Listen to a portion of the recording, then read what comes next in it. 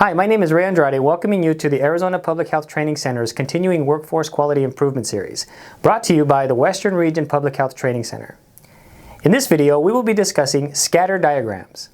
Scatter diagrams are used to study and identify the possible relationships between the changes observed in two different sets of variables.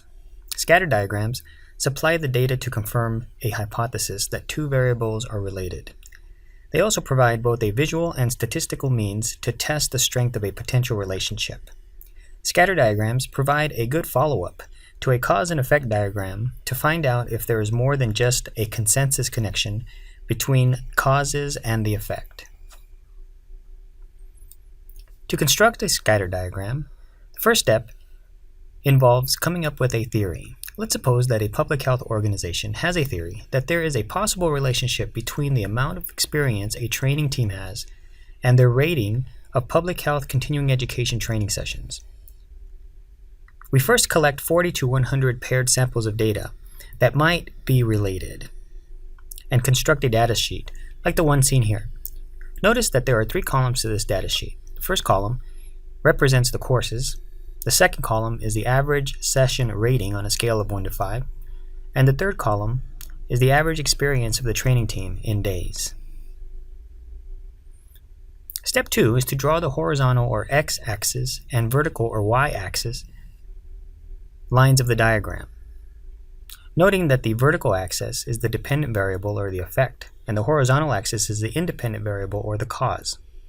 The measurement scales generally increase as you move up the vertical axis and to the right on the horizontal axis. Remember that we are looking for relationships between variables, not cause and effect. Step 3 is to plot the data on the diagram.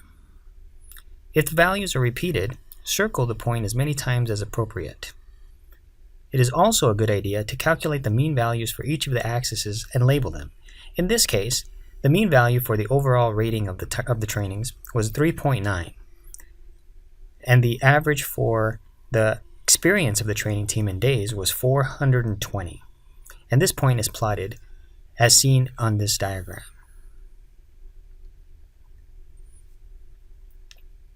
Now we can look for correlations. There are 6 possible correlations with scatter diagrams. 1, maximum positive correlation. 2, strong positive correlation. 3, zero correlation. 4, maximum negative correlation. 5, moderate negative correlation. And 6, strong correlation and outlier. The 6 examples are illustrated here.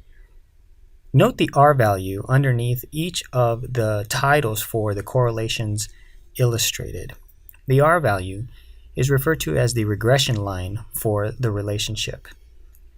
The R values are somewhere between +1 and -1, depending on the regression for the correlation.